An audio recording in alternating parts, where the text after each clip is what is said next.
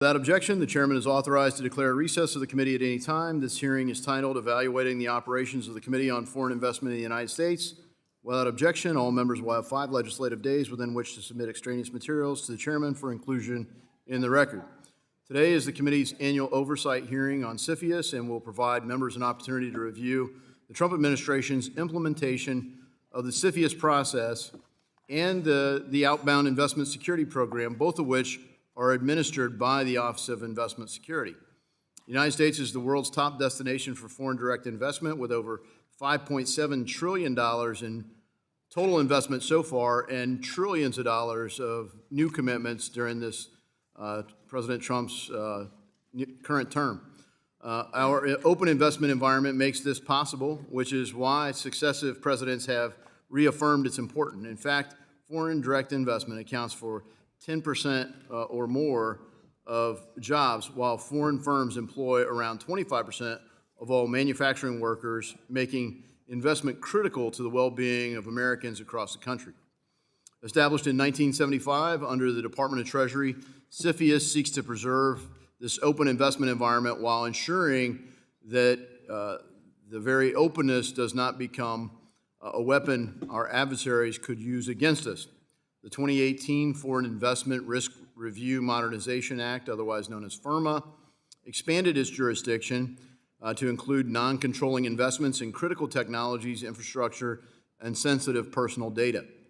CFIUS must rigorously scrutinize foreign investments from any source that could undermine our technology, agriculture, energy sectors, and more, while enabling beneficial investments and inflows that do strengthen our economy.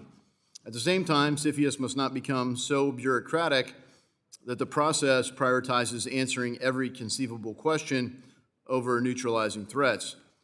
So with this in mind, I want to commend President Trump both for his America First investment policy, which reiterates his commitment to welcoming foreign investment, as well as his tireless efforts to secure trillions in new investment in our country.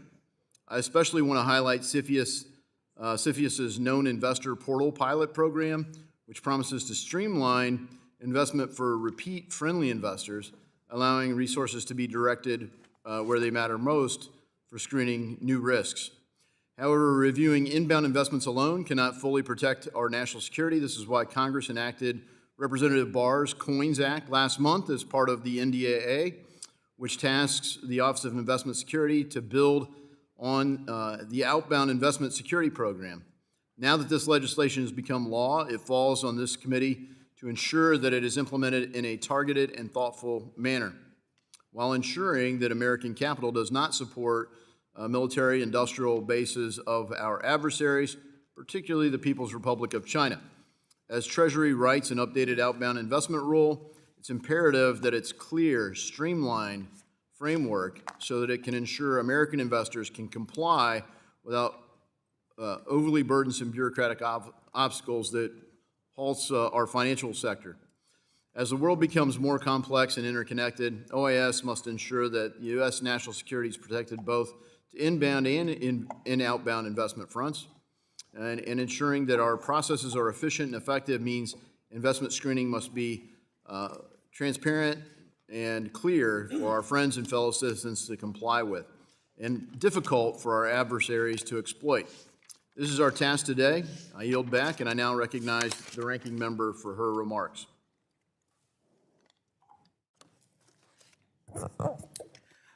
Good morning, and thank you, Mr. Chairman, for holding this hearing, and thank you to our Assistant Secretary for being here today, fresh on the job.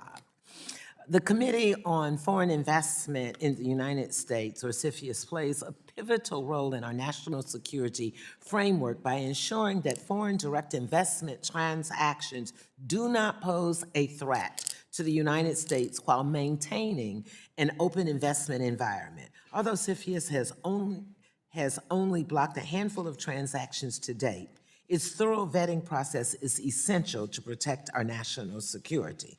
The businesses that participate in that process rely on its clear and fair rules. Unfortunately, under President Trump, the CFIUS review process has become unpredictable and turned into a political tool used to punish his opponents while enriching himself, his family, and his billionaire friends. We saw this with TikTok, where he exploited tangible security concerns for personal and political leverage. We saw this with the Nippon Steel U.S. Steel deal, where he inserted his own name and operational controls into the new company's articles of incorporation. And since taking office, we've seen it with his crypto ventures involving foreign actors that have increased his personal net worth by billions. This repeated and blatant abuse of power does not make America safer. It only creates confusion for businesses, it scares investors, and weakens our ability to compete with adversaries like China. Every member of this subcommittee should be concerned about the president's activities and the national security risks they create, particularly on the heels of last summer's hearing where we all agreed on the importance of a clean investment security process. We must preserve the integrity of CFIUS and ensure our national security tools remain protected and well-resourced. That includes reinstating the bipartisan-supported Corporate Transparency Act rule to help national security programs like CFIUS combat anonymous shell companies used to obscure the true ownership and control beyond covered transactions. This administration and some of my colleagues across the aisle are determined to undercut this bipartisan law, which will only make it harder for CFIUS, the outbound security program, financial institutions, and national security agencies to properly assess national security risks. And certainly we are here because of the very nature of the name of this committee, that we are committed and obligated to protect our national securities. And lastly, politics has no place in matters of national security, and Democrats will continue to resist efforts that would either undercut CFIUS or distort its purpose. Since our last hearing on investment security, the Comprehensive Outbound Investment National Security, or as we refer to, COINS Act, was signed into law, codifying the expanding and outbound investment program. So welcome, and we'll be watching the implementations of this law closely. I look forward to learning more about our investment security framework and operating and exploring ways that we can strengthen it. Thank you again for being here, and thank you, Mr. Chairman, for holding this committee, and I yield back. Thank the ranking member. I now recognize the chairman of the full committee, Mr. Hill, for 1 minute for an opening statement. Thank you, Chairman Davidson, and welcome, Secretary Pilkerton. We're glad to have you today. Congratulations. CFIUS plays a critical role in safeguarding the national security while also fostering, here in the United States, an open investment climate. Today, we're examining how its expanded authority under FIRMA impacts U.S. investment in emergency security challenges. CFIUS continues to evolve to address national security threats from abroad. At the same time, CFIUS's narrow mission supports the confidence investors have in the openness and integrity of the U.S. economy. As with any national security program, ongoing oversight and evaluation of CFIUS's effectiveness are essential duties for the members of Congress and particularly this committee. Our discussion will focus on evaluating CFIUS's role in protecting national security while upholding that open investment climate. CFIUS has earned bipartisan support by sticking to this mission. It does not and must not allow itself to become a tool for industrial policy and partisan agendas. I thank the witness for being here today, and I look forward to our discussion. I yield back. Thank you, Chairman. Today, we welcome the testimony of the Honorable Chris Pilkerton, Assistant Secretary for Investment Security at the U.S. Department of Treasury. Assistant Secretary Pilkerton, thank you for taking time to be here today. Congratulations on your confirmation. You'll be recognized for 5 minutes to give an oral presentation of your written testimony. Without objection, your written statement will be made part of the record. Assistant Secretary Pilkerton, you are now recognized. Good morning, Chairman Hill, Chairman Davidson, Ranking Member Beatty, and members of the subcommittee. Thank you for inviting me here to testify today to provide an update on the Committee on Foreign Investment in the United States. I come before you today having been sworn in as the Assistant Treasury Secretary for Investment Security just over a week ago on January 5th.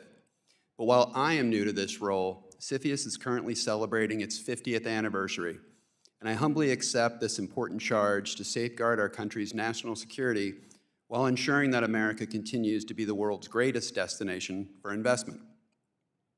In his America First investment policy, President Trump committed to maintaining a strong and open investment environment coupled with critical national security protections.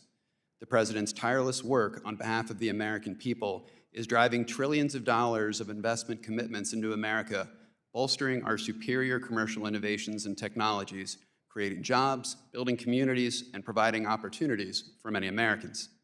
As I'm sure you are all aware, the CFIUS annual report to Congress provides a more comprehensive picture of the committee's work, so I'd like to use my statement here to share just some of the key program goals for 2026. First and foremost, CFIUS's core priority remains assessing and addressing any national security risks that arise from transactions that fall within its jurisdiction. By evaluating these potential threats from adversarial actors, the committee's many interagency participants, including subject matter experts, law enforcement, and the intelligence community, serve as important gatekeepers to protect our homeland. The commitment to this guiding principle must always lead the committee's work. Second, process efficiencies and stakeholder communication will be an important part of CFIUS. While the national security risk assessments must be thorough and dependable and will always serve as the touchstone of the program, we understand that unnecessary delays and overburdensome procedures can potentially reduce investment and limit the opportunity for job creation and local economic impact.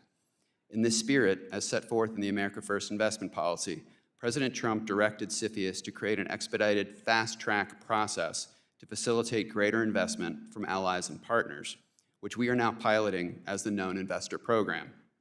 This is the first iteration of a program that will seek to collect detailed information from foreign investors in advance of potential transactions, so we can maximize administrative efficiencies while still adhering to the integrity of process, including robust due diligence and tailored actions where necessary to protect national security. We intend to build upon this pilot over the course of this year and look forward to working with relevant parties to ensure its success. Third, as Congress directed, filing certain types of transactions with CFIUS is mandatory, and the committee has the authority to review any transaction not voluntarily filed with CFIUS that is covered by its jurisdiction and may raise national security considerations. Accordingly, CFIUS is focused on ensuring transaction parties comply with the mandatory filing requirement, and we're prepared to act if they fail to do so. When in doubt, we encourage parties to engage proactively with CFIUS and utilize the committee as a resource in these circumstances, as addressing national security risks is typically easier for all parties involved before a transaction is closed than after.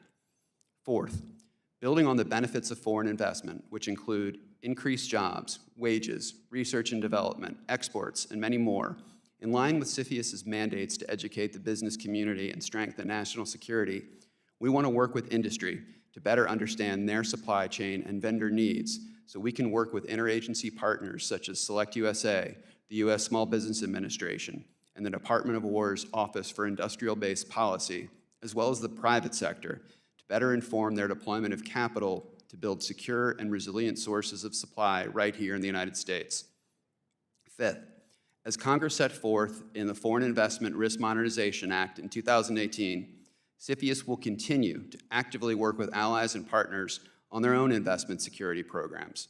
This engagement to date has led to the establishment and enhancement of dozens of investment screening mechanisms around the world and will remain an important part, an important tool as this administration engages the global community on critical economic and national security issues. This work will be coupled with the insights of our growing team of subject matter experts, scientists, and engineers to ensure we stay ahead of global technology trends and potential threats. CFIUS will continue to review the committee's processes, practices, and authorities to ensure that we are well equipped to address existing and evolving threats that can accompany foreign investment while preserving the United States' strong and open investment environment. Thank you again for inviting me to appear today, and I look forward to your questions. Thank you. We'll now turn to member questions, and I recognize myself for 5 minutes. I support President Trump's February national security presidential memorandum, which makes clear that the United States can and must encourage foreign investment while rigorously protecting our own national security. The memorandum reaffirms a core principle of America's economic leadership. We remain open for business to our allies and trusted partners, but we will not allow adversaries to exploit our openness to undermine our technological edge, our supply chains, or our overwhelming military superiority. That balance, speed for trusted investors, scrutiny for adversaries, is essential if we want the United States to remain the world's top destination for investment while keeping our national security front and center. And I hope that we grow our friends, grow our allies, and diminish our enemies in this process. But with the surge of commitments in foreign direct investment, efficiency becomes even more important. So in May, CFIUS launched the Known Investor Portal. Mr. Secretary, how will you and your team ensure that information collected by the portal actually expedites reviews without becoming just another bureaucratic process? Mr. Chairman, thank you for that question. And I wholeheartedly agree with you that predictability, durability, and efficiency of the process is absolutely critical. The Known Investor Program, which is tied back to the fast track concept in the America First investment policy, is currently under pilot. We are in the process of gathering information and learning new information to ensure that that process is as efficient as it possibly can be. In fact, we are going to be releasing soon a request for information from the public as well to get a sense from a whole variety of stakeholders so we can ensure that we're accounting for all of that. Under my leadership, it will not be just another bureaucratic exercise. The purpose of this exercise is to get as much data as possible so that as we conduct our national security reviews, we can have a very good understanding of the parties that we're conducting transactions with and their intentions. Thank you so much. In CFIUS's annual report for 2024, it states that the committee, quote, identified and considered thousands of potential non-notified transactions. Do you know how CFIUS calculated the thousands number, and are you satisfied with the number of voluntary filings you received? I think the concern is there a type of transaction that's not where you're not being notified at CFIUS? So what steps can Congress do to shore that up, or what are your concerns as you come into this role? Thank you for the question. As I alluded to in my opening statement, we can't conduct national security reviews of transactions that we don't know about. So non-notified transactions are going to be a priority for this administration. There's various sources that we can identify these through: open source activities, referrals, intelligence community, law enforcement. But one of the things that I intend to do is be able to travel and share some information about CFIUS and the program writ large with the communities and with the country so that we can inform folks, so we can get more information about non-notifieds. The important thing to recognize about non-notified transactions, as I said in my earlier statement, is if we find out about them, then we can work with the parties to see if there is a way to get to mitigation or get to a potential transaction. Yeah, thank you. And as we look forward to the challenge of looking at outbound screening as well, one of the concerns is even on the current inbound process, it seems like every year it gets more complex and less transparent and sometimes takes longer. So to what extent is Treasury playing kind of quality control and making sure these are relevant questions? And at some level, they kind of have to be unique to the situation, even if it's a known investor. This particular investment is got its own criteria to some extent. How do you get, I guess, efficient at operating that? Because that's, I think, a concern a lot of folks in industry have, is that it's inconsistent or not a very efficient process. Thank you very much for the question. While I've just been in the office for about a week, I already have a big whiteboard in my office that says process, process, process. And I want to make sure that we are minimizing the inefficiencies in the process and hearing from the public and the stakeholders to ensure that the information that we're asking for is certainly consistent with what we need to make this decision. We engage very closely with the intelligence community, law enforcement, and of course the other committee members to make sure the information that we're gathering is useful to them. So I think that will be sort of an ever-growing process. But once again, I take your point that efficiency is critical for the predictability of these transactions. Thank you so much. I now recognize the gentlewoman from Ohio, Ms. Beatty, who's the ranking member of the subcommittee. Thank you, Mr. Chairman, and again, thank you to our witness.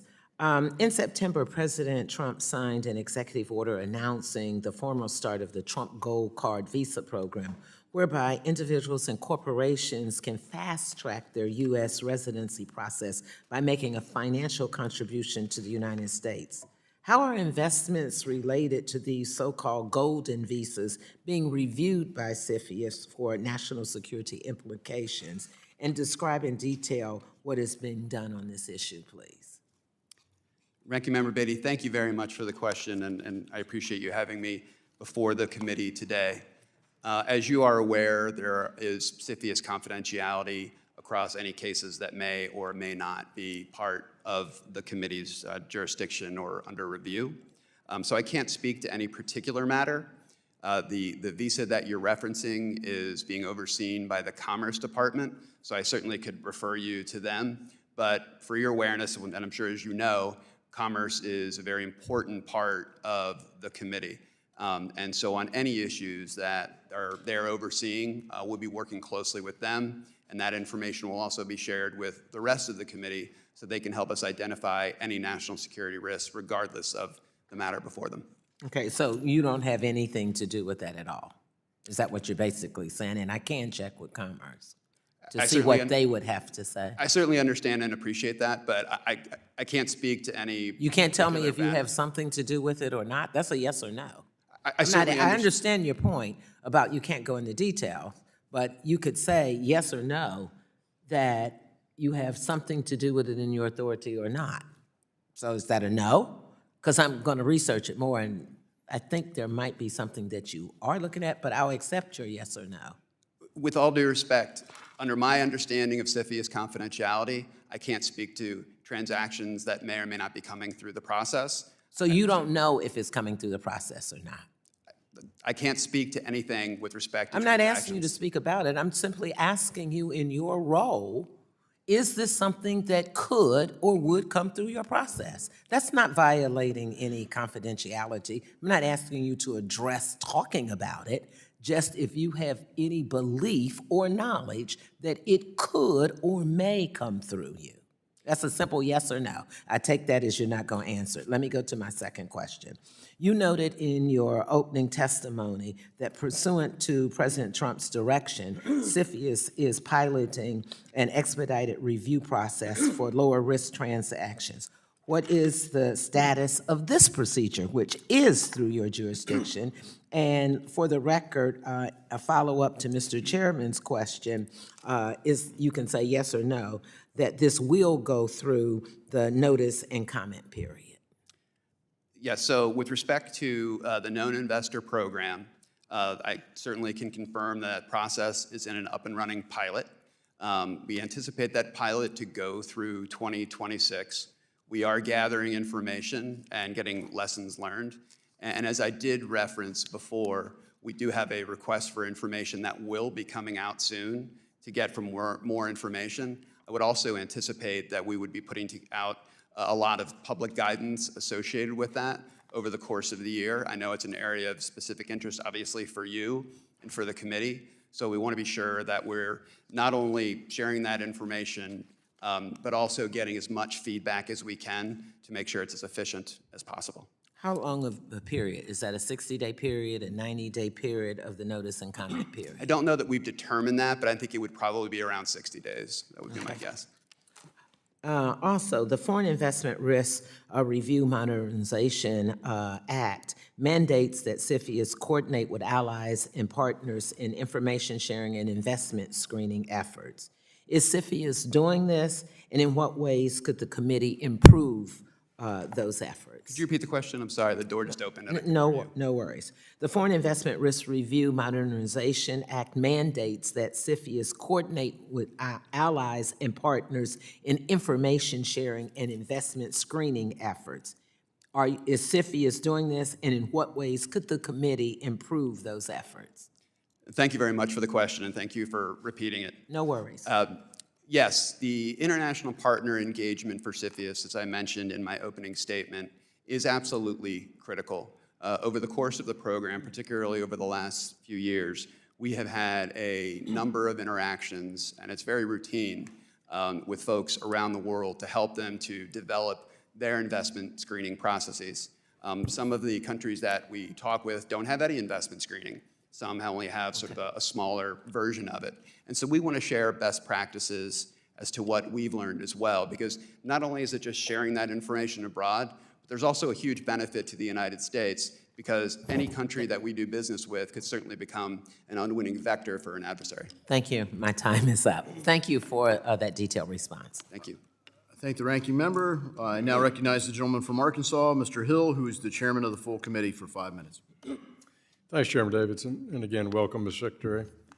We heard in opening comments about not wanting to undercut CFIUS's important role due to politicization, but I think many believe that President Biden politicized the CFIUS process when he rejected Nippon Steel's acquisition of U.S. Steel.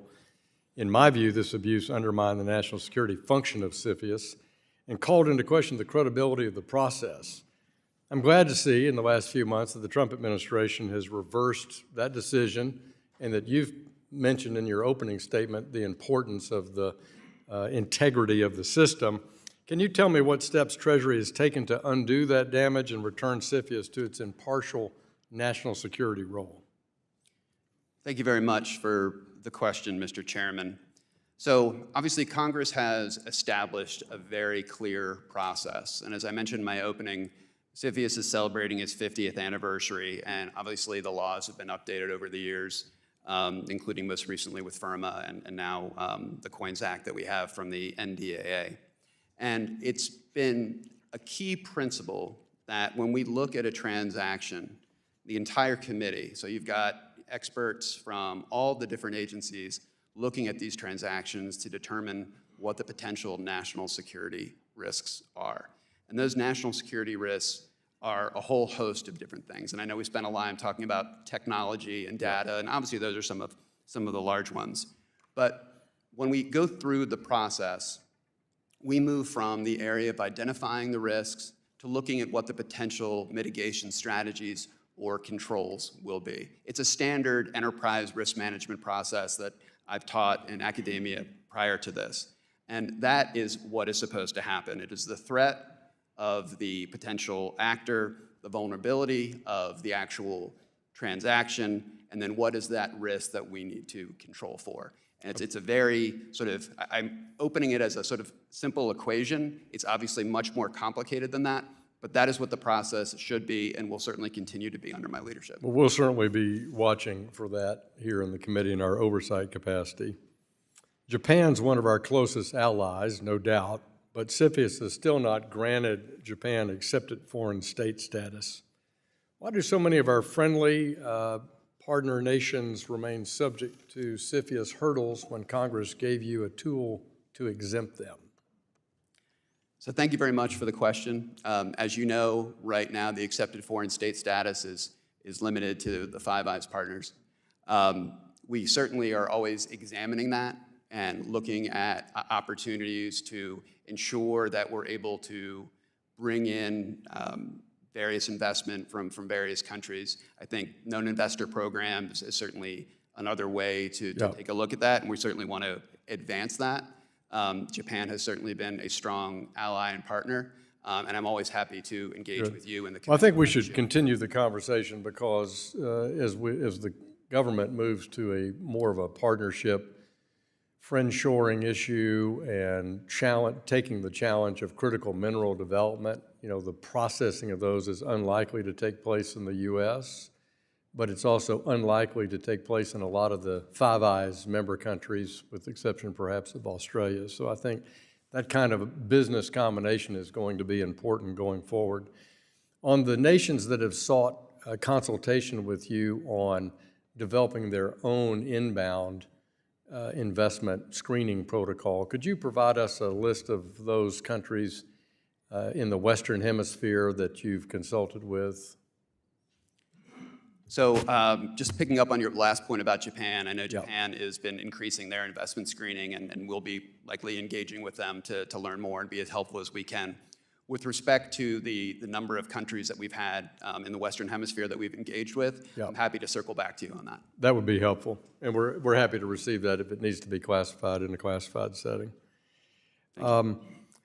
Treasury continues to implement the outbound investment restrictions that were launched by the Biden administration And just last month, it was though reported that China was trying to undo the U.S. investment assumption of C.K. Hutchison's ports, which included those at the Panama Canal. That was a major outbound investment championed by the president, and so I'm concerned that it's off track. Could you, in the time I have remaining, we don't have much, so would you respond to me in writing on that subject? Yes, sir, happy to do so. Good, thank you very much. Mr. Chairman, I yield back to you. Thank you, Chairman. I now recognize the gentlewoman from California, Ms. Waters, who's the ranking member of the full committee. Thank you very much. Mr. Pilkerton, last year, it was announced that President Trump's World Liberty Financial completed a deal with MGX, a company based in the United Arab Emirates. The foreign firm invested $2 billion in Binance, a shady Chinese-owned cryptocurrency exchange where Treasury had said, and I quote, allowed money to flow to terrorists, cyber criminals, and child abusers through its platform, quote unquote.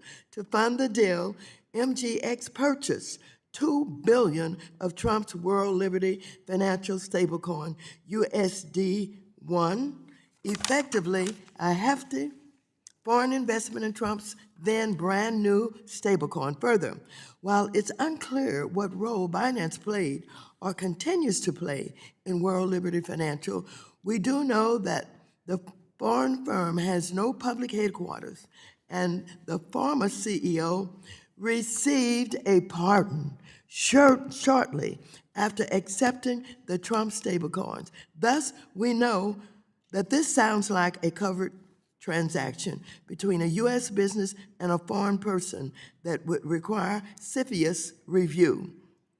Did CFIUS receive the required filing from the parties for this significant transaction? Did CFIUS complete a review of the transaction? And if so, what was the outcome? Ranking Member Waters, thank you very much for the question. Given the fact that there is statutory confidentiality associated with the CFIUS program, I'm not permitted to speak about any matter that may or may not have come through the CFIUS program. So was the review done? So with respect to this or any other matter, under the statutory confidentiality, I'm not able to speak to any particular matter. What I'd like to ask you is, if there was a review of the transaction, could we get a briefing on it here in Financial Services? I'm happy to have our legislative team work with your staff. I beg your pardon? I said I'm happy to have our legislative team work with your staff on this. You will have them do the review, give us the briefing? I will certainly ask my legislative team to engage with your staff on this matter. Who has the authority to make sure that they do it? You said you would ask, what if you get a no? I will talk to my legislative team, and I will certainly have them engage with your staff on this matter. You will do that? I absolutely will speak. Let the record record such. Thank you so very much. Thank you, ma'am. I have another question I'd like to ask you at this point. If I can just identify where that question is. I thank you for being here. As you know, Congress passed the outbound investment legislation in the most recent National Defense Authorization Act, NDAA. It included language that provided exemptions that limit the coverage of passive U.S. financial investments in Chinese technology firms and sectors. This is despite numerous studies, for example, from the Morgan Stanley, the U.S.-China Economic and Security Review Commission, and the Coalition for a Prosperous America that show that U.S. firms have billions passively invested in Chinese companies, including Chinese military industrial complex companies. Thus, how does Treasury access whether U.S. funds, particularly retirement funds, such as those managing public sector pensions for teachers, first responders, and other American workers, are being invested, unbeknownst to the individual Americans, in companies that support adversarial governments or their defense sectors? Thank you very much for the question. The outbound program is something, as you know, that is relatively new over the course of the last year. Treasury has issued regulations around this, but given the fact that there are certainly other ongoing questions, we also have a number of frequently asked questions that are on the website. And now we have the COINS Act that we'll be able to regulate and administer, and we would anticipate that that would be a new regulatory regime. In other words, new rules will be written, and that will certainly go through the notice and comment process. I think the most important thing, maybe gets at the core of your question, is that people have a level of predictability when they're making investments, and there's very clear guidelines, particularly around the national security risks that you highlight and you mentioned. So when we look at China, when we look at some of the other nations that are identified in the COINS Act, those are areas that we'll be looking at very closely, and we'll continue to get information out there to the public and work with this committee. The gentlewoman's time has expired. Thank you. Yield back. Thank you. The gentleman from Oklahoma, Mr. Lucas, who is also the chairman of the Task Force on Monetary Policy, is now recognized for 5 minutes. Thank you, Mr. Chairman, and thank you to our witness, the Assistant Secretary, for being here today. The topics you deal with are some that I've been concerned about for the better part of a decade. Specifically, the issue of ownership of key agricultural equities like land and infrastructure by foreign adversaries has continued to raise alarm bells across the country. That's why I introduced the Bipartisan Agricultural Risk Review Act to add the Secretary of Agriculture as a permanent member of CFIUS for any transaction relating to the ag industry, and require CFIUS to initiate reviews of threats notified by USDA. Our annual appropriation bills have recognized the need for this language, but we must cement this practice into law. Mr. Secretary, USDA has committed to working across agencies to ensure sensitive ag equities aren't controlled by foreign adversaries. Can you provide Treasury's perspective? How does CFIUS benefit from the Secretary of Agriculture's input, and would it be helpful for the Secretary to be a permanent member for transactions related to ag? Congressman, thank you very much for that question. So under the Consolidated Appropriations Act, the USDA Secretary is a member of the Committee for Ag-related transactions. And I can tell you that Secretary Rollins is in the room for those conversations. Her staff is very engaged. Deputy Secretary Vaden, I've met with both of them and spent time with them because I know this is an incredibly important issue to them, as it is to Secretary Besant. In fact, Secretary Besant and Secretary Rollins signed a memorandum of understanding last year to enhance focus on agricultural land, biotech transactions, transportation, storage, and processing. And Secretary Rollins often says food security is national security, and I certainly agree with that, and her leadership has been very important. So I look forward to working with them very closely on these issues, as well as getting their insight and leadership. My bill preserves CFIUS's case-by-case approach to ensure that the United States retains a friendly investment climate. Can you expand on Treasury's efforts to attract investment without compromising national security? Thank you very much for the question. So I think one example of that under the America First investment policy is the known investor program, trying to ensure that we get more information up front so that when we're making these decisions, when the capital is coming through, we have more information about the underlying transaction and the investors. We're also going to be traveling the country and spending time with various communities to ensure folks are aware of CFIUS, aware of the program, aware of the process, and we'll be doing more roundtables and conferences associated with that, and then work very closely with our partners at Commerce and State, who have an international investment mission of bringing FDI back into the United States. Secretary, we have a patchwork of state laws across the country dealing with the issue of foreign adversary ownership of ag equities. How is the Treasury Department thinking about the interplay between the various state laws and our federal regulations? Thank you very much for the question, and it's an important one. We work closely with our state partners in implementing our process. And one of the things that I want to be able to do during my tenure as Assistant Secretary is to ensure that state legislators and state chambers of commerce in particular are aware of CFIUS its role, and its jurisdiction. I can only execute on the laws that this Congress has passed, but I think that information sharing, certainly at a high level, but just understanding processes, will be very good for those relationships, and hope to close the loop here.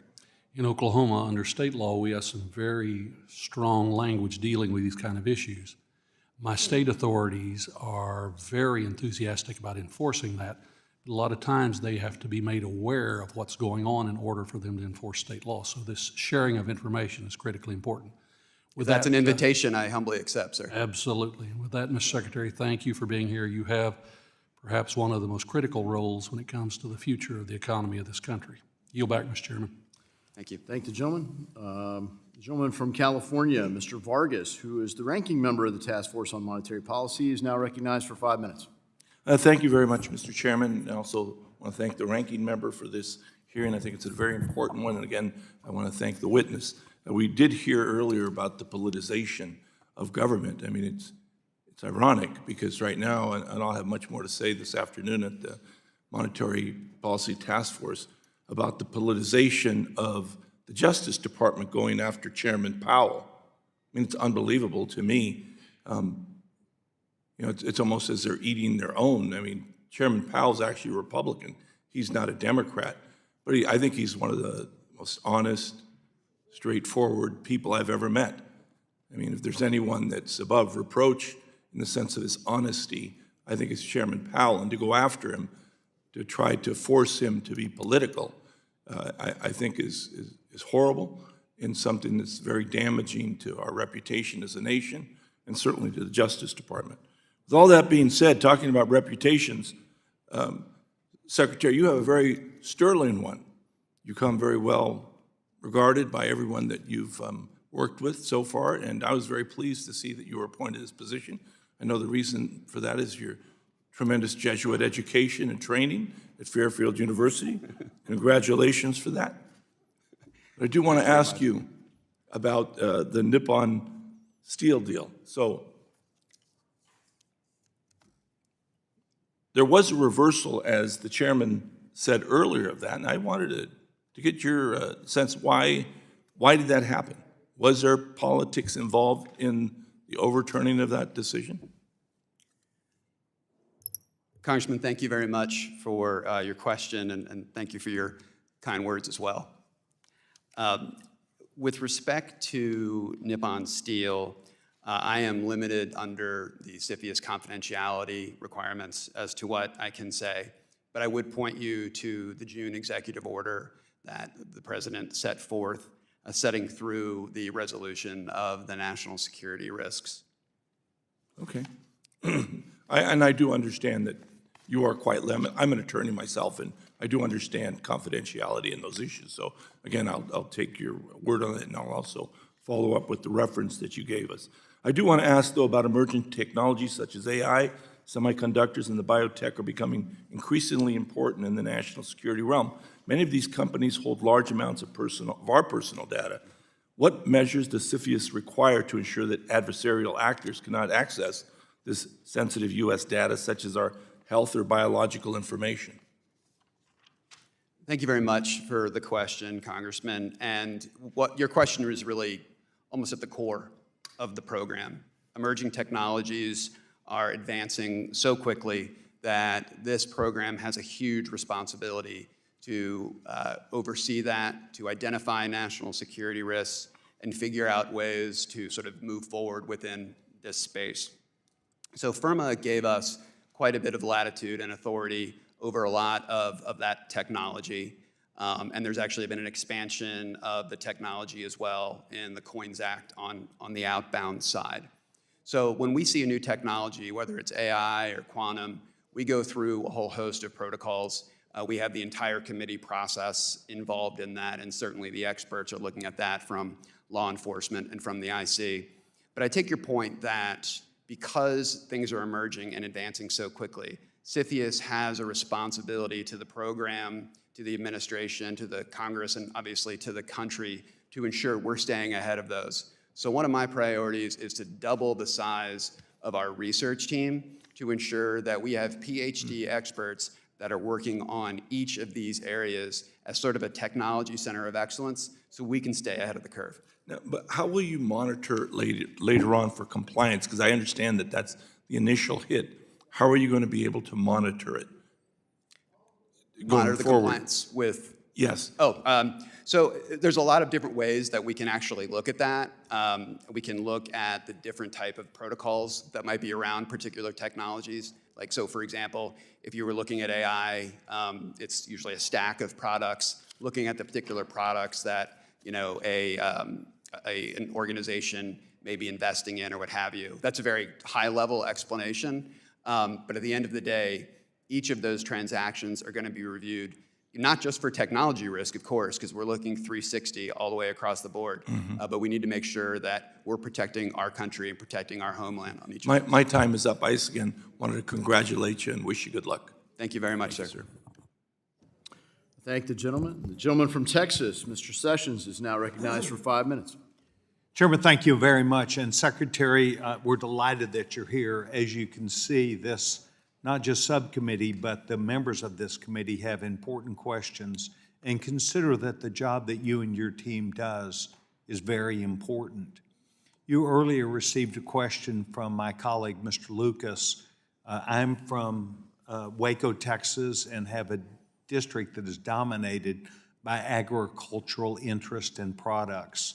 And Mr. Lucas has the same. And we have spent a great deal of time attempting to work not only with the state, with the secretary on these sorts of issues from agriculture, but also with you, because you're the beginning point where people have to, as required by law, to talk about the investments they would wish to make.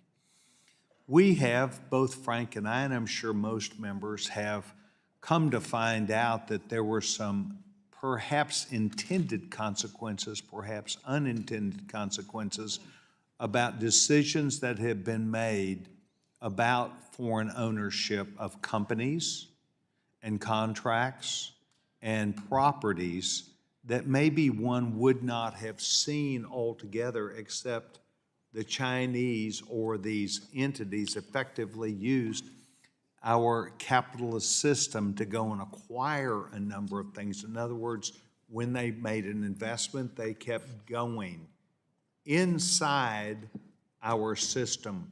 Do you track those when someone comes and makes an investment and you decide, well, it looks benign, it looks legitimate, but then they then use our system to go and buy more property, more land, more product?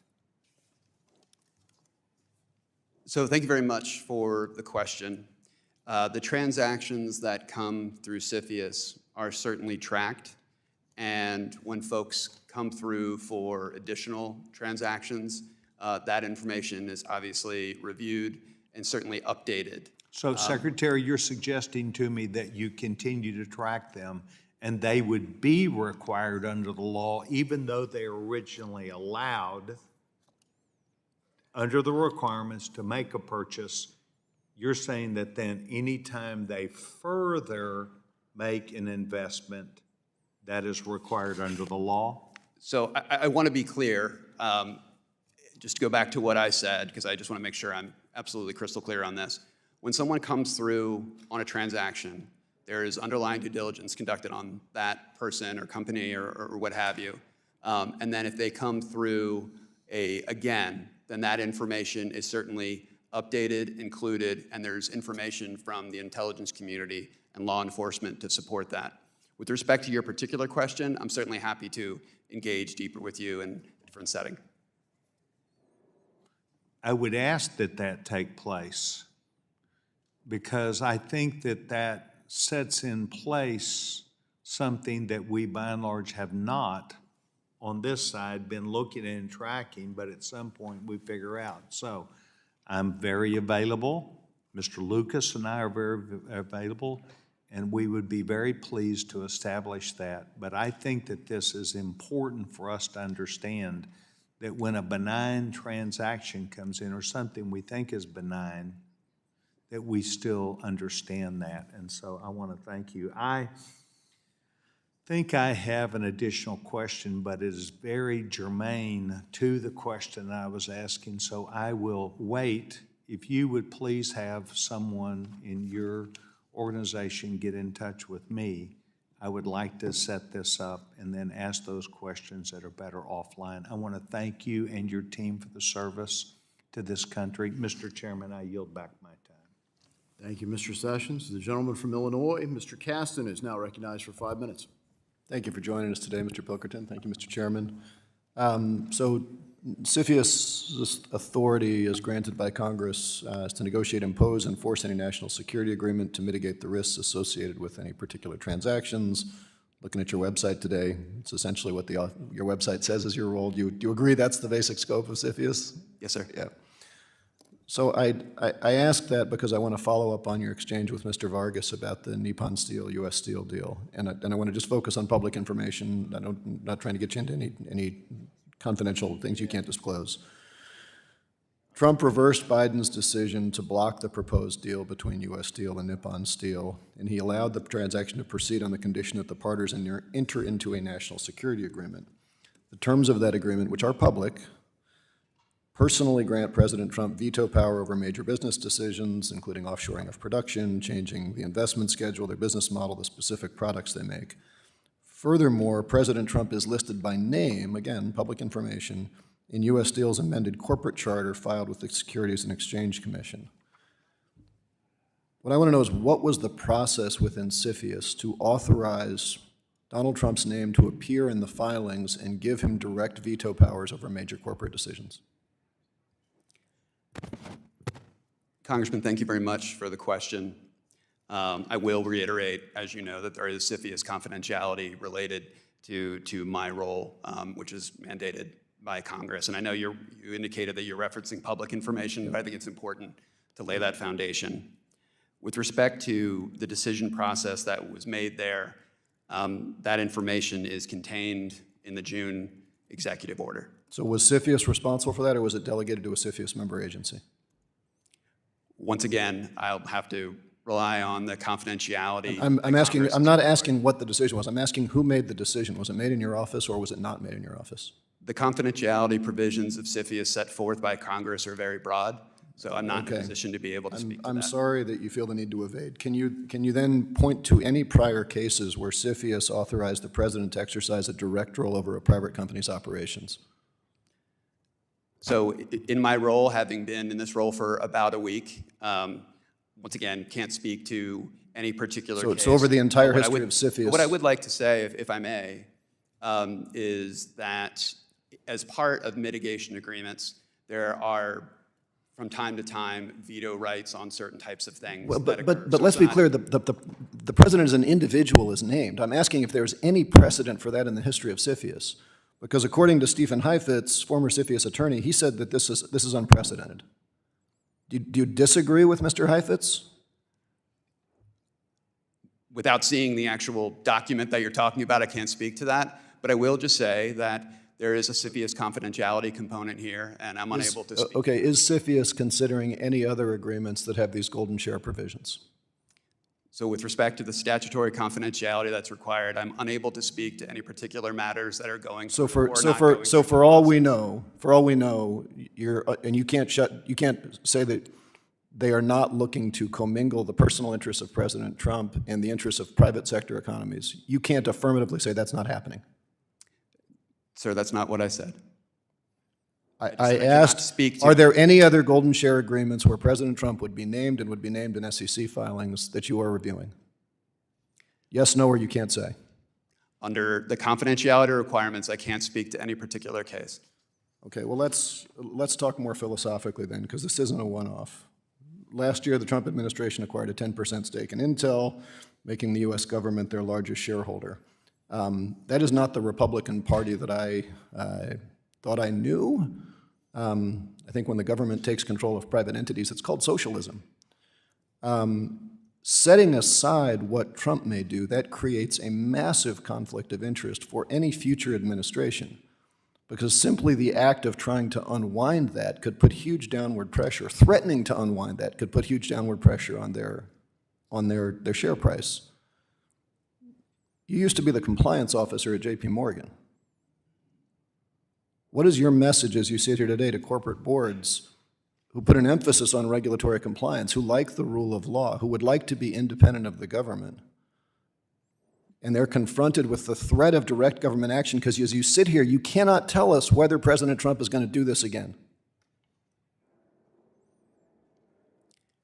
Congressman, I certainly appreciate the question, and I certainly believe very strongly in regulatory compliance, very strongly in the rule of law.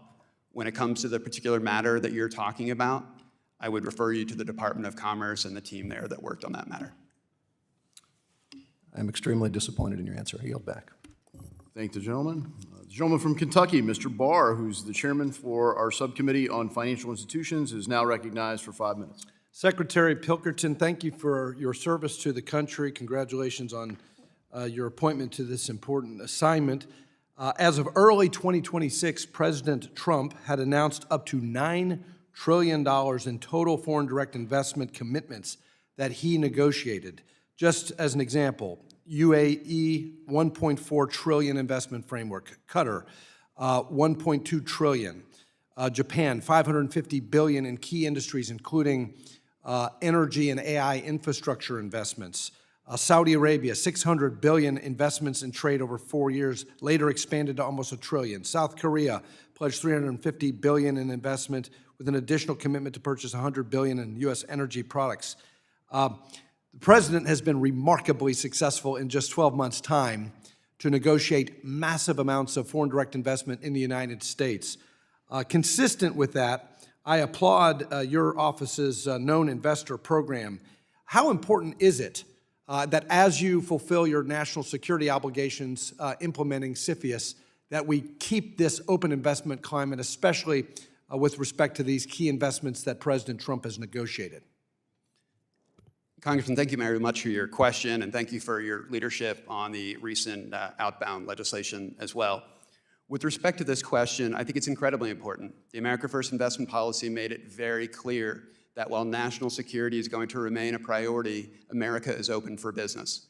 And America is open for business in a whole host of areas. You talk about the technology pieces, AI and quantum and other areas, but we really want to bring in business from all different areas, because obviously the benefit to that is not just to those business, to America itself, but to those communities, jobs, research and development. Obviously, there's a whole host of things.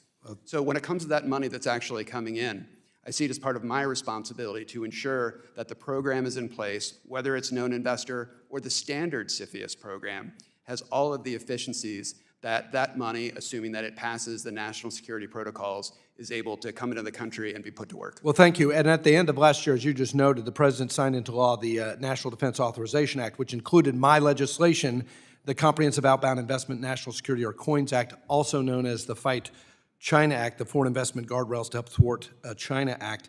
The COINS Act ensures that Americans are not unknowingly funding the military-industrial complex of our adversaries by codifying and enhancing the Trump administration's America First investment policy and the outbound investment security program. Your office, the Office of Investment Security, is responsible for implementing the statute and overseeing the prohibition and notification investments into certain sensitive technologies. Treasury released FAQs at the end of last year expressing awareness of the new obligations under the law. Under those FAQs, you have 450 days after enactment to issue regulations. What is your time frame? So thank you for the question. Well, 450 days is what we have, and I've been on the job about 8. But I have met with the team, and we are looking at that very closely. As I mentioned before, the regulatory process for this will be full notice and comment. Of course, there will be overlap from the regs that are in place, but based on your leadership and the work of folks around this committee, there are new components to this program, including new technologies. So we'll be getting a lot of information out there. Let me just move on real quick. The sanctions title and the list coordination provisions are administered by OFAC. You have the notification and prohibitions on sensitive technologies piece. How will you collaborate with OFAC on implementation of COINS? So with respect to that language, we are examining that very closely. We coordinate with OFAC in our day-to-day work, as you know, and we'll continue to do that closely through this process. Thank you. Meta is currently trying to acquire Singapore-based Chinese-founded Manus, an artificial intelligence startup. Earlier this year, BlackRock backed the acquisition of key ports in the Panama Canal. Both of these acquisitions are examples of outbound investments that actually promote U.S. national security and competitiveness. Fortunately, Section 8521 of the NDAA includes a national interest exemption that states, quote, the Secretary is authorized to exempt from prohibition any activity determined by the President to be in the national interest of the United States. While I recognize Treasury still needs to go through rulemaking, do you agree that there are national security benefits of certain outbound investments, and will you aim to be certain that the program is designed properly so we don't inhibit outbound investments that advance our national security? I certainly agree with that, Congressman. I think that there are certain investments that obviously we have to assess everything for national security concern, as you know.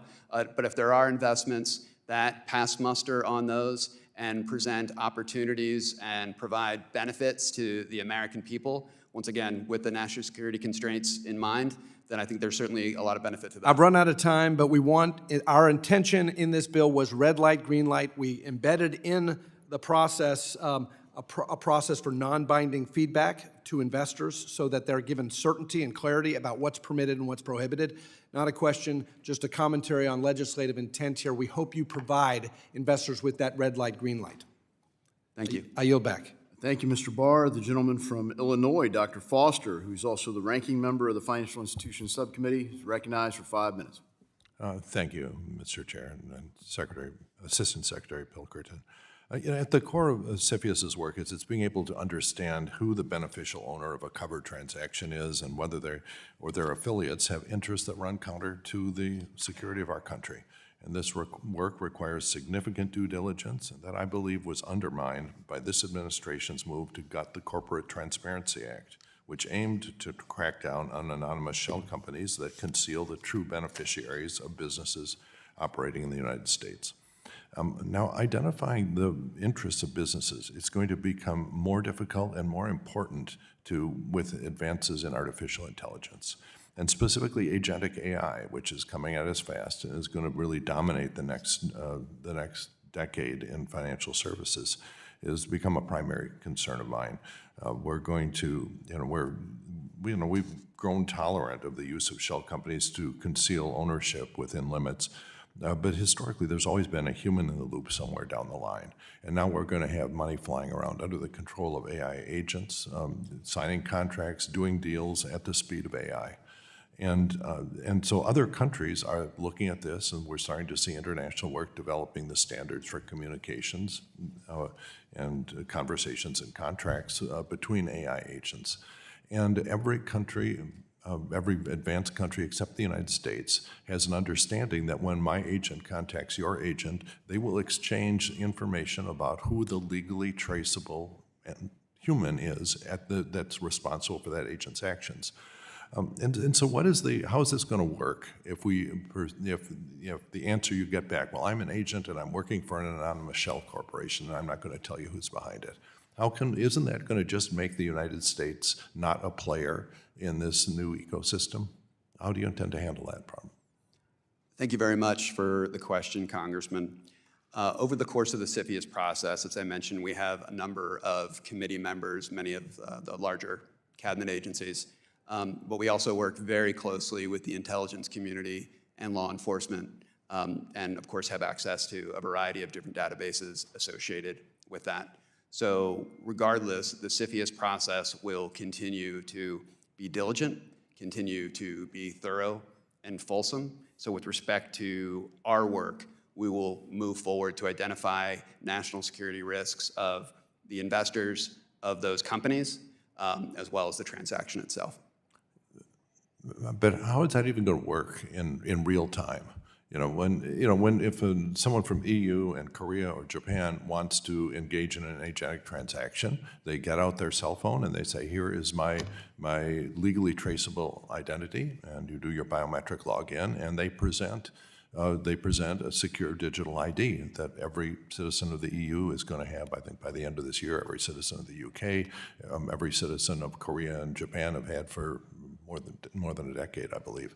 And so we don't have that. What we have is a hodgepodge of a handful of states that are getting mobile ID, digital driver's licenses, and that's the best we have.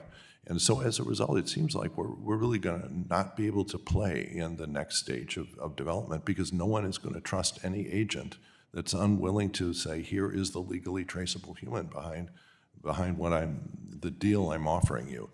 And so I urge you to have a look at this and try to get ahead of the curve on this whole operation because it's going to be important and it will be a huge, it'll be a competitive disadvantage to the United States if we don't have a way of actually understanding, who authorized some agent and who is going to take responsibility for that agent's action, because this is going to be the dominant activity in financial services. And let's see,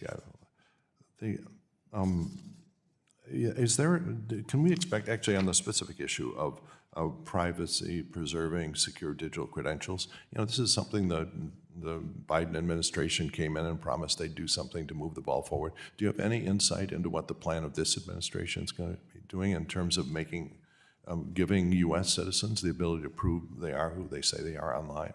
Is that on the agenda?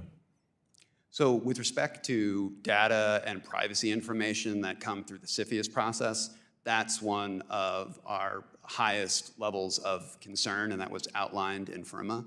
And we conduct analyses and put together processes and procedures to ensure that that data is protected. But once again, that's through the CFIUS process. It appears your question may be alluding to some other agencies, perhaps DHS or others, and I can't speak to that. Okay, but I just, when our agents start talking to each other and doing deals, you can't convene a committee to figure out even who the principals are in the deal. You have to have standards, and so you should get involved in that conversation. Thank you. Thank you. Yield back. Thanks, Mr. Foster. The gentleman from Texas, Mr. Williams, who's also the chairman of the Small Business Committee, is now recognized for 5 minutes. Thank you, Mr. Chairman. Mr. Pilkerton, thank you for being here today. The United States has long benefited from being the world's top destination for foreign investment, and that openness has helped drive jobs, innovation, and economic growth. And at the same time, we face increasingly sophisticated threats from adversarial nations that seek to exploit our openness to gain a strategic advantage. Now, getting the balance right is critical. We've talked about that much today, but both for our security and our competitiveness.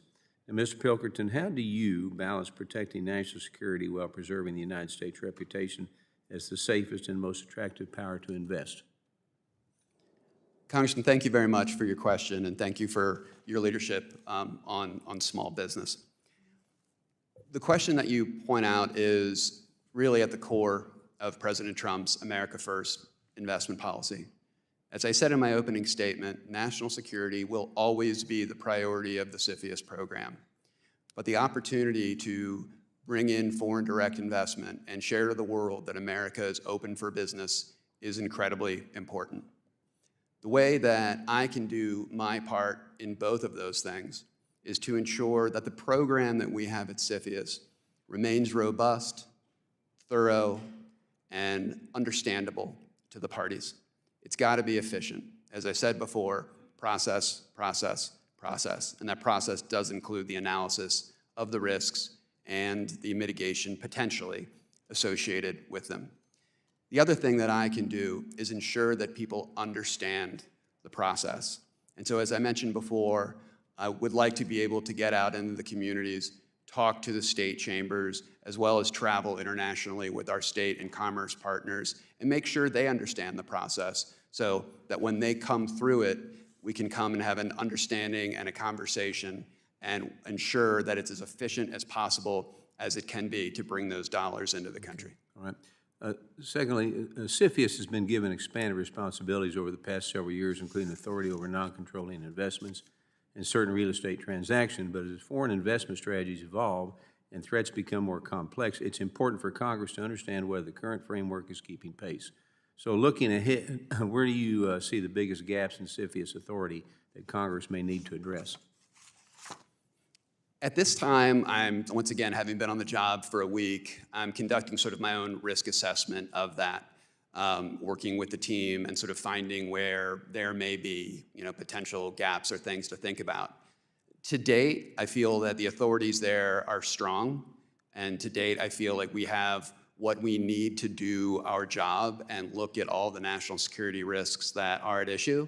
If at any point I don't, I have absolutely no hesitation to come back to this committee, because I know that there is a lot of nonpartisan interest to help advance this program, and I would certainly engage with both sides of the aisle to advance that. Thank you. On my last question, I want to discuss the 2017 purchase of a trailer park located to Whiteman Air Force Base. As you know, Whiteman is home to our nation's B-2 stealth bomber fleet, one of the most sensitive and strategically important assets in the U.S. military.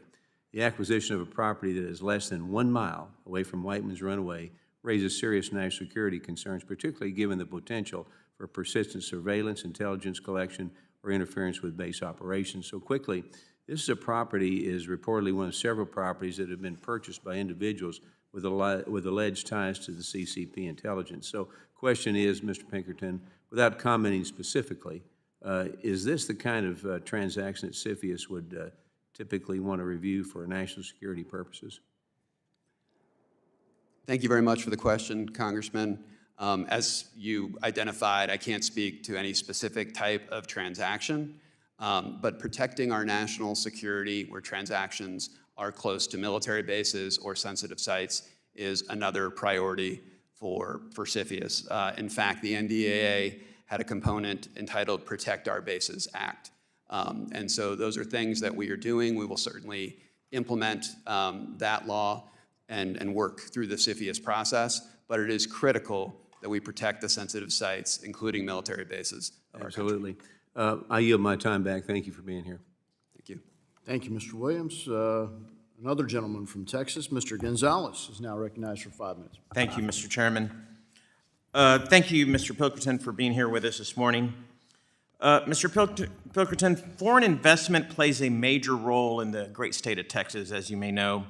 We're deeply integrated. We're a deeply integrated cross-border region economically, culturally, and financially, with families, businesses, and investors operating on both sides of the border.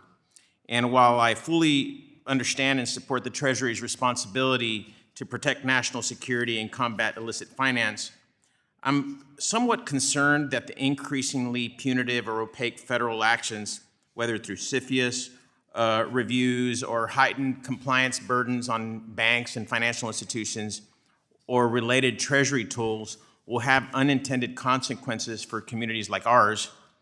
Actions like these will discourage legitimate foreign investment and push capital to other countries where the United States has less visibility or leverage. We already have some foreign nationals that normally used our banks moving to Canada and Europe. My question is, how is CFIUS balancing the need to safeguard national security while maintaining an open investment posture for lawful, good faith investments and investors to ensure capital remains in places like Texas and other places around the country? Thank you, Congressman. And it's an incredibly important question and one that we look at every day. In the America First investment policy by the President, he specifically called out overburdensome mitigation agreements. And these are parties, as you know, that come through the process. We've identified potential risks, and then we work with the parties to determine, are there controls that we can sort of put on this process so that we can mitigate those risks to a point where it's acceptable to the committee. In my experience, I certainly understand and appreciate why those mitigation agreements are necessary, and they will continue to the extent it's applicable and appropriate for a certain act. But as the President has called out the overburdensome piece, I do think we need to pay very close attention to that to ensure that folks that can come through the process and are appropriate to come through the process can do so in an efficient manner. And not just that the process works, but that they're aware of that, right? Because to your point, I want them to be able to take a look at the United States and land in the United States and sort of understand the process, which is one of the reasons that I want to travel. My concern now is we have banks actually closing foreign deposits, closing the accounts because of the overburdensome policies that have come from this administration and prior. But we need to, I mean, Chase, which is one of the larger banks, just closed, hundreds or thousands of accounts in South Texas from foreign nationals just because they just couldn't deal with the compliance. And these were good, legitimate, solid depositors that had been banking in the United States for a long time. And we're losing them to Canada and Europe and other countries around the world. So I'll be candid, actions taken by this administration make it difficult for me to trust that the current strategy is actually supporting investment and economic stability in border regions. I'd like to ask you to please take a close look at this because it's hurting states like Texas and other places, and it's not in the interest of our country. But what specific steps are being taken to ensure, I know you're saying y'all are doing something, what specific steps are being taken to ensure that heightened scrutiny for certain jurisdictions like border states does not inadvertently penalize communities like ours and continue to promote commerce and foreign deposit in American banks? Are y'all doing something strategically targeted for this purpose? So I would like to make the distinction between sort of a CFIUS transaction and then perhaps the regulatory rules around these that are overseen, certainly by the Treasury Department in coordination with the OCC and others. But those are done in our Office of Domestic Finance. But I'm happy to engage with them and certainly would point you to them as well. Thank we you. don't Please oversee do so. some of these issues. Secondly, we're seeing a real strategic competition playing out in Latin America, particularly as BRICS countries continue to expand their economic footprint across the region. Even after the United States supported a bailout package for Argentina, we saw Argentina deepen its economic ties with China by exporting soybeans and other commodities there, signaling an alignment with BRIC and undermining American interests.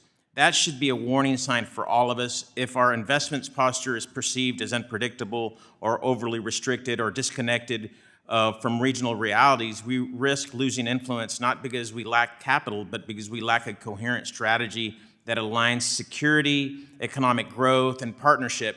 How is this administration integrating its inbound and outbound investment strategies to ensure the U.S. remains the preferred partner in the region, especially for our farmers that are getting killed, just with tariffs and complications and lack of labor? Are we doing something to improve those conditions? I would just ask that response be in writing. The gentleman's time has expired. Thank you. Thank you, gentlemen. The gentlewoman from California, Ms. Kim, is now recognized for 5 minutes. Thank you, Chairman Davidson and Ranking Member Beatty, for holding today's hearing. And to you, our witness, thank you very much for joining us. While China's investment in U.S. agricultural land has garnered much congressional attention, I'd like to first focus on second-class of property purchases, that is, greenfield investments. These are parcels of land that are meant for real estate or industrial manufacturing development, and those greenfield investments near military installations and sensitive sites fall squarely under CFIUS jurisdiction. And in successive reports like U.S.-China Economic Security Review Commission, it has stressed the need to review those investments. So, Mr. Pilkerton, what is CFIUS procedure for determining which greenfield investments the committee review, both in terms of jurisdiction and in terms of substance? Congresswoman, thank you very much for that question. CFIUS has jurisdiction over certain greenfield investments via its real estate authority with the purchase and sale and leasing, rather, of land areas. We are looking at that question very closely. There is some international information around greenfield investments, and we are assessing that to make a determination as to what our authorities would look like in that space to balance the national security risks as well as the open investment posture of the country. Because China's economic threat has arrived in the mainstream only in recent years, I imagine the United States has neglected the opportunity to evaluate myriad of foreign investments. This leads me to believe that there is substantial time frame for which greenfield investments have not been accounted.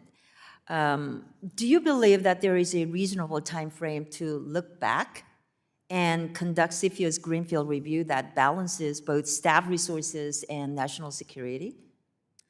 So for transactions that come through CFIUS and have been cleared, they have a certain safe harbor from re-review. That having been said, there can be renegotiation of mitigation agreements and things if there are changed circumstances. But I think to your question, as we look at this greenfield space, we'll be looking to perhaps examine it more closely. But I think another point that you make that's inherent in the question is the idea of non-notified transactions. So if there are transactions that we would have jurisdiction over, so if there are certain technology transactions that may have started or what have you, that's something that the administration is very, very focused on. Can you tell me in the last year how many greenfield investments CFIUS has looked into? I don't have that number handy, but I'm happy to get back to you on that. Okay, well, let's shift gear beyond greenfield investments.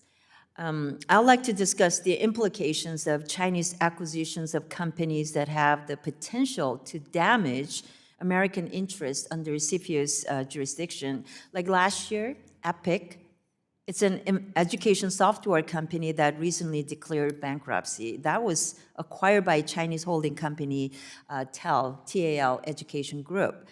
I know that I, along with many of my Senate colleagues, have concerns that this acquisition could result in the chance for the CCP to access the students' private data and also conduct the influence operations against the American students. So can you talk about how CFIUS determine which non-notified transactions it should request a declaration from, especially acquisitions of companies that possess the Americans' personal data? That's a great concern for many of us. No, and I certainly share that concern. While I can't speak to any particular matter, as you're aware, we need to ensure that any transaction that comes through CFIUS, there's no sort of per se prohibition per countries, but we want to ensure that we're constantly evaluating some of our most critical national security risks. And I think data and privacy is one of those. So when we look for non-notified information, when we get information that comes in, it goes through a standard review process to make a determination as to whether it should have gone through CFIUS in the first place. And it kind of goes through that exact same lens that a covered transaction or filing would go through anyway, including the data piece that you mentioned. Thank you for your time. I yield back. Thank you. The gentleman from California, Mr. Liccardo, is now recognized for 5 minutes. Thank you, Mr. Chair. Assistant Secretary Pilkerton, thank you for your testimony today. I appreciate your recent emphasis on protecting the sensitive personal data of Americans. I think CFIUS was prescient and correct in identifying, for example, TikTok and the implicit control of the Chinese government of sensitive personal data of millions of Americans as a potential threat to national security. I know you can't talk about specific cases, but I'm guessing you would also agree that that was a sensible thing for CFIUS to be doing. Is that fair to say? While I can't speak about a particular case, it is certainly very important to protect privacy data of American people. In the statutory language that describes CFIUS scope and jurisdiction, describes a focus on any investment by a foreign person in any unaffiliated United States business that, I'm using ellipses, periods here to get to the chase, that maintains or collects sensitive personal data of U.S. citizens that may be exploited in a manner that threatens national security. Does that sound familiar? Yes, yes. So I'd like to provide you with a hypothetical, knowing that you cannot discuss a particular case. And I guess before I get there, I understand it is standard practice for you and your staff to engage in confidential briefings with members of Congress, members of this committee, about individual cases. Is that fair? There's certainly been a history of that in the past, yes. Okay, you can probably tell I'm building toward that request. I'd like to provide you with a hypothetical. I want you to imagine a conglomerate media company that had the sensitive personal data of more than 100 million Americans, including what you all know is typically collected by many media or online companies around location information, viewing habits, page views, personal financial data, credit cards, et cetera. I want you to imagine that conglomerate also had the ability to use its technology and its outlets to communicate instantly with hundreds of millions of Americans. And there was a proposed purchase of that American media conglomerate by a group of investors. And among those investors were some foreign entities, including sovereign wealth funds. Now, in the abstract, assuming nothing more, that you knew nothing more, that might be something that would get on CFIUS's radar. Is that fair to say? Congressman, thank you very much for the question. And I certainly appreciate that this scenario is a hypothetical. If there is any scenario that potentially could include national security risks that the CFIUS program would have jurisdiction over, and under FIRMA components of that, maybe data privacy, that would certainly be something that potentially could be under consideration. I appreciate that, because I'll push the hypothetical a little further and offer that this sovereign wealth fund was controlled by an autocratic ruler that would be investing tens of billions of dollars in equity in this proposed takeover. That autocratic ruler directed the brutal killing of a foreign journalist who worked for an American newspaper in 2018, according to the United States intelligence reports that were published. That autocratic ruler and his nation spies on activists, journalists, and foreign entities using technological tools like Pegasus and Predator, according to independent international reports, various NGOs. And that ruler engaged in a pattern of what Facebook reported to be, quote, coordinated inauthentic behavior in 2019 when Facebook took down 350 of its phony accounts that were used in a mass disinformation campaign to manipulate public behavior. Would any of those kinds of facts be the kinds of facts that would be relevant in consideration of CFIUS exerting its review and perhaps intervention? Sir, any transaction that comes through CFIUS, we do make an assessment of the parties of the transaction, their history, any other underlying national security risks. So without speaking to any particular scenario, that would be something that would be standard in any transaction that we would see that we would have jurisdiction over. You might have already suspected I'm referring that particular ruler is Mohammed bin Salman, the head of Saudi Arabia, and obviously they have a sovereign wealth fund that is involved in this proposed takeover of a very important media property in the United States, Warner Brothers Discovery. It's part of the Paramount deal. I know this is far from anywhere near a finish line. I would like to request a confidential briefing of this matter and CFIUS's role. And I have today submitted a letter to the CEO of Paramount, who's involved in that potential takeover, urging them to voluntarily submit to CFIUS and your review, because I think it's a matter of national security. Would you be willing to grant the request for a meeting? Once again, with respect to confidentiality, I am unable to confirm whether any transaction is or is not part of the CFIUS portfolio, so I'd like to be clear about that. But secondly, I'm happy to have the legislative team at Treasury engage with your staff. Thank you very much, sir. I yield. Thank the gentleman. Gentleman from Tennessee, Mr. Ogles, is now recognized for 5 minutes. Thank you, Mr. Chairman. And if I may, one of our colleagues from the other side, criticized the Trump administration and their 10% stake in Intel, without mentioning the strategic value what role that may play in national security.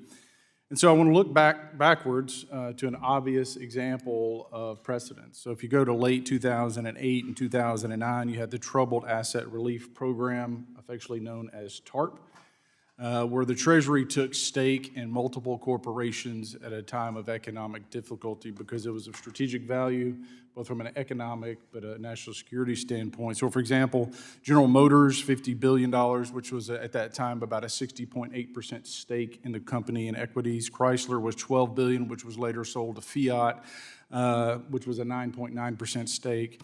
Then you look to the financial services industry, which would obviously be the jurisdiction of this committee, where Citigroup and Bank of America received $45 billion in equity purchases, and then AIG had a very complicated structured purchase agreement of $182 billion, which roughly was a 79.9% stake. So there is a historic precedence for Treasury getting involved when it is to the benefit of the United States of America, and failing to mention that. And I serve as the chairman of Homeland Security Cyber Subcommittee.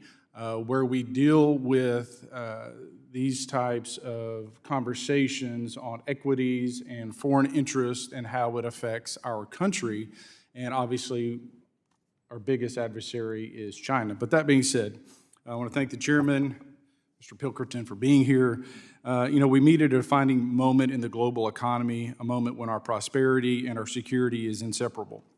The Committee on Foreign Investment in the United States, or CFIUS, is one of the nation's most important lines of defense. Its job is to scrutinize foreign capital that could intentionally or inadvertently undermine American national security. That mission has never been more vital. And again, when you look at the AI and the cyberspace, the interconnectivity here is almost unfathomable. For years, the People's Republic of China has blurred the lines between commercial activity and state power. Unlike Western markets where private companies operate independently of government direction, China's corporate sector exists within a political system that compels the cooperation with the Chinese Communist Party's strategic objectives, Beijing's Made in China 2025 industrial plan. Its dominance of key supply chains from rare earth minerals to semiconductors and its expansive industrial subsidies are all aligned to exploit open economies while denying reciprocal access to ours. This is not a benign investment. It is a long-term strategy to acquire sensitive technologies, critical infrastructure, and intellectual property that can be used to China's advantage in future conflict or economic leverage. At the same time, the Islamic Republic of Iran has repeatedly used opaque corporate structures and front entities to evade sanctions and funneled hard currency into its military and security apparatus. Iran's network of proxies across the Middle East, its sponsorship of terrorism, and its systematic efforts to gain access to Western capital and technology pose a clear and present threat to U.S. interests. Iranian actors have used complex ownership chains to mass control of entities that operate across borders, a strategy that, without vigilant scrutiny, could allow hostile regimes to penetrate or influence American technology and infrastructure markets. CFIUS must remain robust, discerning, and unafraid to use its full statutory authority to scrutinize transactions involving entities tied to these regimes. And I want to underscore, Mr. Chairman, as someone who sits on the cyber subcommittee, I serve as chairman, I spend a lot of time in the SCIF in a classified setting. We are attacked daily by China, by Iran, by North Korea. They want access to our markets, they steal our technologies, and it is imperative that we support CFIUS in its mission. Mr. Secretary, Assistant Secretary, the Chinese Communist Party requires companies under its jurisdiction to cooperate with state intelligence and security services regardless of how these companies present themselves abroad. Given that reality, does CFIUS treat transactions involving Chinese-controlled entities as presumptively high risk, even when those entities claim to be a private or routed through third countries? Sir? Congressman, thank you for the question. As you know, under the CFIUS program, there is no per se prohibition from a particular country. That having been said, with respect to China, I'm aware of some of the distinct risks that you're talking about. And so I think taking it at a higher level with respect to the impact of things like cyber, like impact on military technologies, intelligence technologies, those areas are particularly important for the committee. And we rely upon the entire committee around the table to help us inform us of those national security risks so we can make a determination as to whether they exist, whether we can mitigate, or whether to prohibit a transaction. Thank you, Mr. Chairman. I yield back. Thank you. The gentleman from Iowa, Mr. Nunn, is now recognized for 5 minutes. Well, thank you, Mr. Chairman, and thank you for CFIUS for being with us here today. Let me be very clear. The U.S. homeland is not for sale. That means not our military bases, not our family farms, not our key industries. My home state of Iowa has seen agricultural espionage before. Chinese spies were stopped at the Des Moines airport for stealing seeds, literally going to a farm field and pulling them out of a test unit. But because of good work here in the United States, we were able to stop those agents at the Des Moines airport before they fled back to China.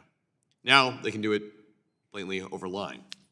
The challenge here is that as I sit on the China Select Committee, I understand the CCP's tactics to penetrate the U.S. market and establish a presence here in the United States. We need a CFIUS program that works. and we welcome foreign investment in the United States, but there needs to be a more thorough and transparent process for understanding and addressing the entities of concern.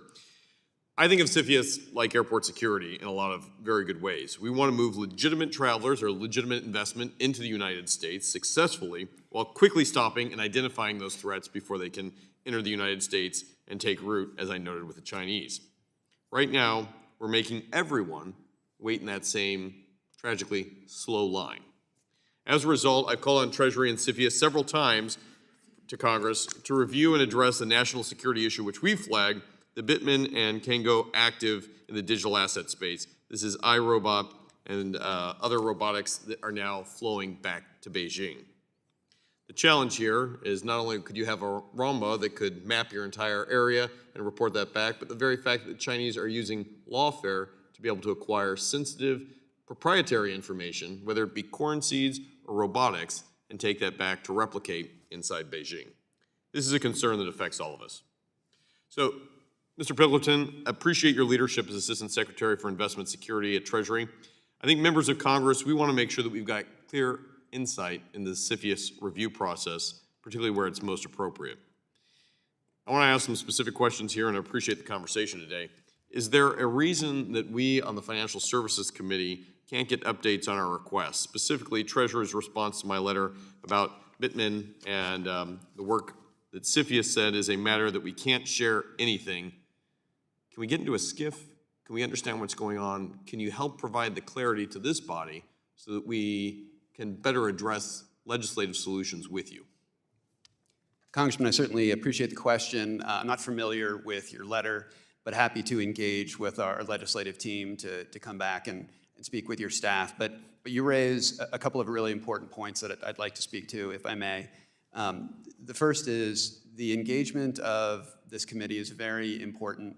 And as I stated before, the ability to be able to come to you and work with you to see if there are authorities or things that the program might need to be able to ensure that national security remains the number one, and the abilities and processes are in place there is going to be incredibly important. And I feel very strongly that we have that now. You made reference to the agricultural area. Earlier in 2025, Secretary Bessent signed an MOU with Secretary Rollins to focus particularly in areas of ag land, biotech, transportation, storage, and processing.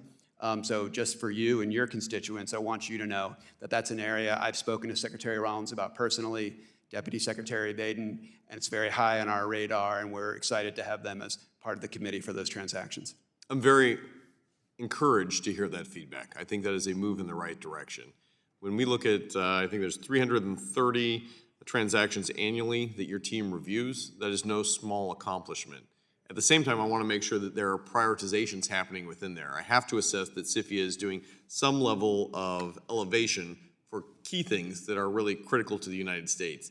Can you speak to us on how that process is working now so we can go after these top-tier bad actors first versus looking at everything in a monolithic approach? Sure. So from a process perspective, going back to your sort of airport analogy, we have the known investor program that is under development. It's still under a pilot. But the idea there is, when we look at the people that are engaged in a transaction and the actual transaction itself, we have to assess both of those components for the national security risk. Our hope and goal is that under the known investor program, we'll be able to get a better understanding of the parties from as much information as we can get now. That will continually be updated, as you would imagine, but that process will be as efficient as possible. We have a very... I'd like to make sure that we not only encourage this pilot program, but those who want to invest do have a clean, safe pathway to do it, and those who are dangerous are prioritized at the top. This is something we should be working on together. Thank you, Mr. Chair. Thanks, Mr. Nunn. The gentleman from Texas, Mr. Green, is now recognized for 5 minutes. Thank you, Mr. Chairman. Mr. Chairman, Ranking Member, I have in my hand a bill styled the Preemption of Real Property Discrimination Act. This legislation would preempt states from producing unacceptable laws related to real property transactions as they relate to persons who may have a foreign background. I'll say more about that at some other time. What's important to say is this. This legislation is legislation that would preempt the 50 states from each having their own laws related to individuals who are from other countries buying property. I'm honored to tell you that the Honorable Judy Chu is a co-lead on this legislation. It was introduced in a previous Congress, and today I plan to introduce it again. 50 states, 50 different laws. CFIUS has the authority to deal with these transactions.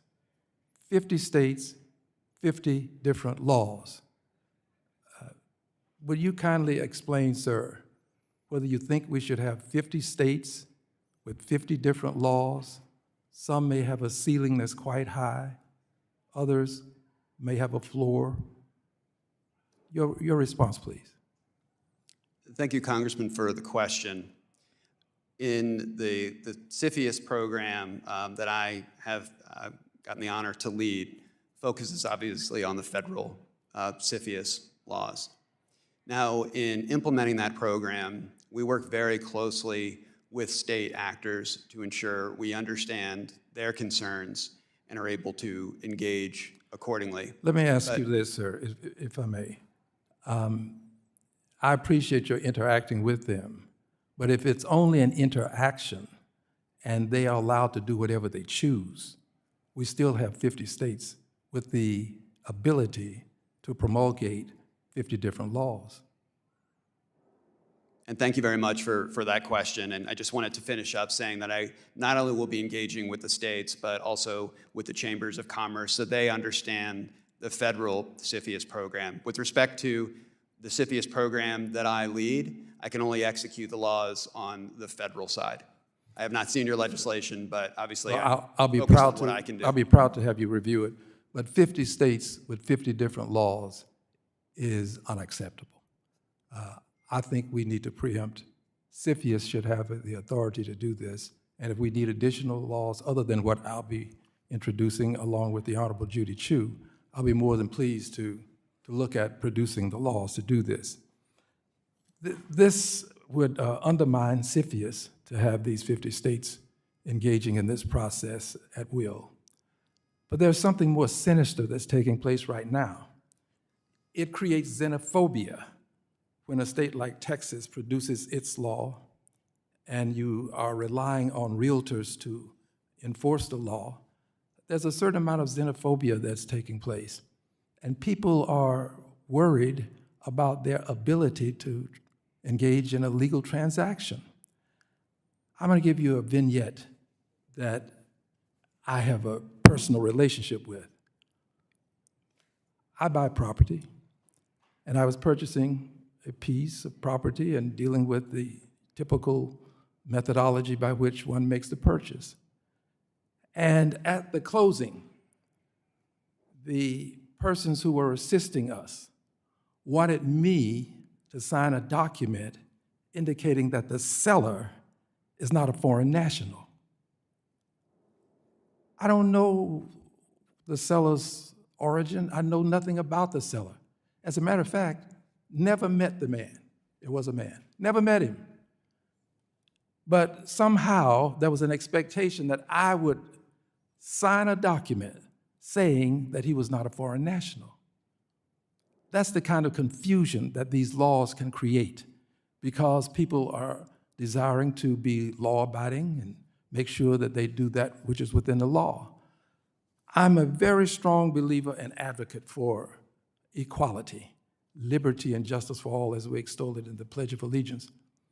This behavior of allowing 50 different states to produce laws comparable to what we have in Texas is unacceptable. I think this bill is going to be very helpful. And finally, Mr. Chairman, thank you for giving me this second to say this. I support protecting our military installations. But I don't think we have to produce a law that will allow an American citizen to buy that land and prevent a foreign person. I want to protect us from anyone living near those sensitive sites. Doesn't matter to me where you're from. It's a sensitive site that I judge. Thank you very much, Mr. Chairman. Gentleman's time has expired. All times for questions has expired. I'd like to thank you, Mr. Assistant Secretary Pilkerton, for your testimony today. And without objection, all members will have 5 legislative days to submit additional written questions for the witness to the chairman. Questions will be forwarded to the witness for his response. Assistant Secretary Pilkerton, please respond no later than February 18th if we get those to you. And this hearing stands adjourned.